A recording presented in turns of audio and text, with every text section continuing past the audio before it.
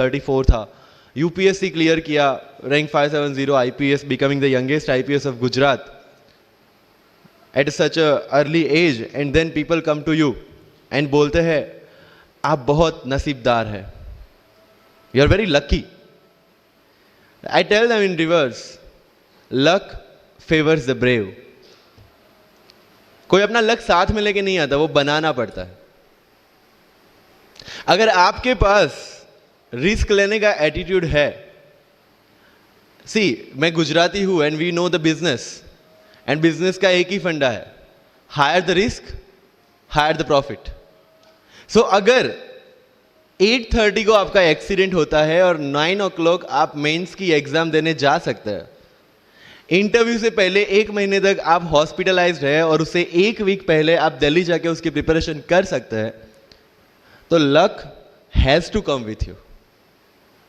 उसको आना पड़ेगा और आपको आईपीएस बनाना पड़ेगा.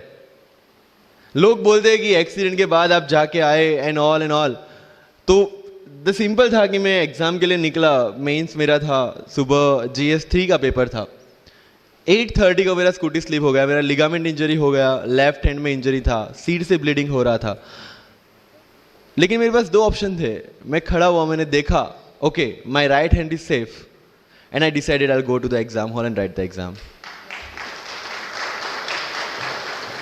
मेरे पास 2 ही ऑप्शन थे. या तो मैं वहां से उठ के रोने लगूं, यार मेरे साथ ही ऐसा क्यों हुआ, मेरा एक्सीडेंट हो गया, मेरा मेंस खराब हो गया, और हॉस्पिटल जाओ. या दूसरा ऑप्शन था कि मैं देखूं कि मैं 3 घंटे और सर्वाइव कर सकता हूं. हाँ कर सकता हूं. मैं मेंस के लिए एग्जाम हॉल में गया.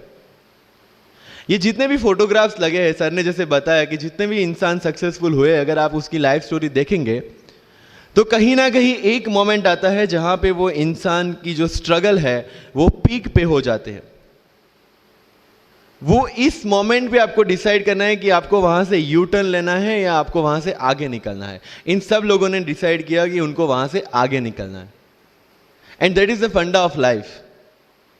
सक्सेस उन्हीं को मिलता है जो इस स्ट्रगल वाले मोमेंट से आगे निकलने की सोचता है.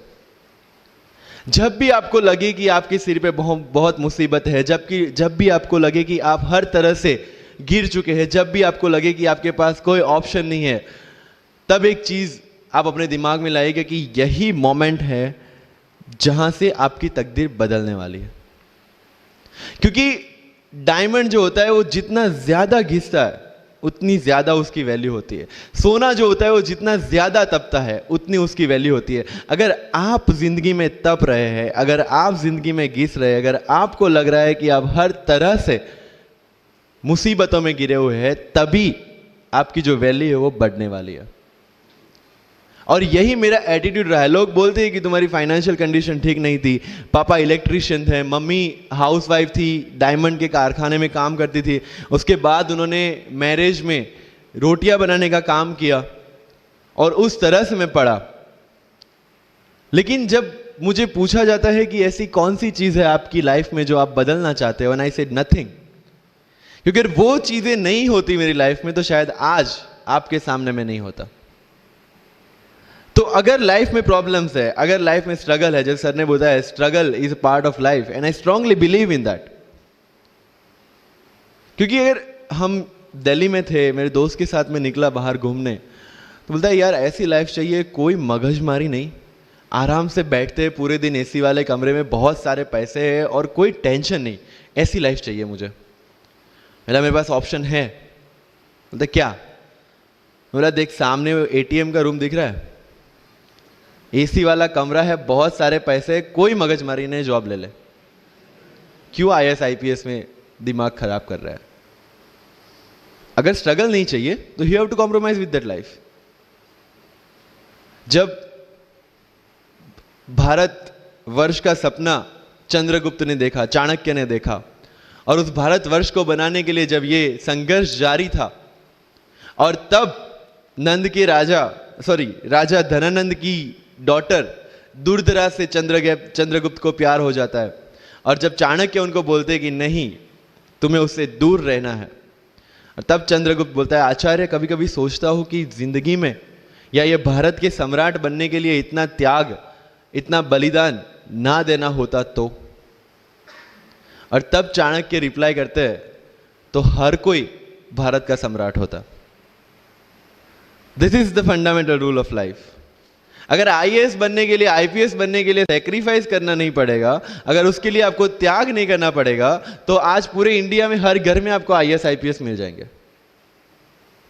So when you are entering into this game of UPSC or MPSC, make sure that you have to sacrifice anything which will take you to your goal.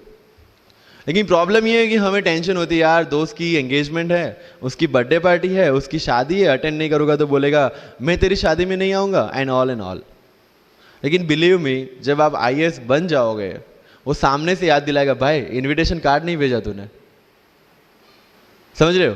तो जो कुछ भी इसके लिए सेक्रीफाइस कर रहे हो, वो जब आप उस पोस्ट पे पहुंचोगे, सब कुछ वर्थ है, सब कुछ। मेरा इंटरव्यू था यूपीएससी का, मुझे एग्जैक्ट डेट याद है, 23 मार्च को मेरा इंटरव्यू था। 20 फरवरी को मुझे हॉस्पिटल में एडमिट किया गया क्योंकि मुझे इन्फेक्शन हो गया था बॉडी में, एंड बहुत हाई फीवर था, तो आईवी के अलावा कोई ऑप्शन नहीं था। 1 मार्च को ठीक होके मैंने सोचा चलो दिल्ली निकलते हैं। 2 मार्च को मैं दिल्ली पहुंचा। 3 मार्च को वापस से टॉन्सिलाइटिस का अटैक होने की वजह से फ्लाइट लेके वापस से पालनपुर, अहमदाबाद, अगेन हॉस्पिटलाइजेशन। 15 मार्च को I got relieved from the hospital. 16 मार्च को मैं दिल्ली पहुंचा और 23 मार्च को I gave my UPSC interview. तो 1 महीने का hospitalisation.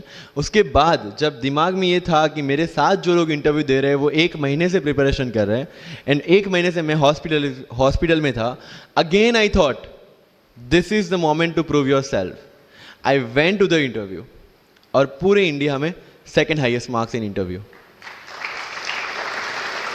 This is not to say कि मैंने कितना अचीवमेंट लिया, this is just to say UPSC is all about this. मैंने कोई प्रिपरेशन नहीं की थी यूपीएससी के लिए, इंटरव्यू के लिए, but again I scored good marks in interview, because UPSC सिर्फ आपका नॉलेज चेक नहीं करता। Make it very clear in your mind, जैसे सर ने बोला, it's a game of wisdom. आपको पहले ऑफिसर बनना पड़ेगा यहां से।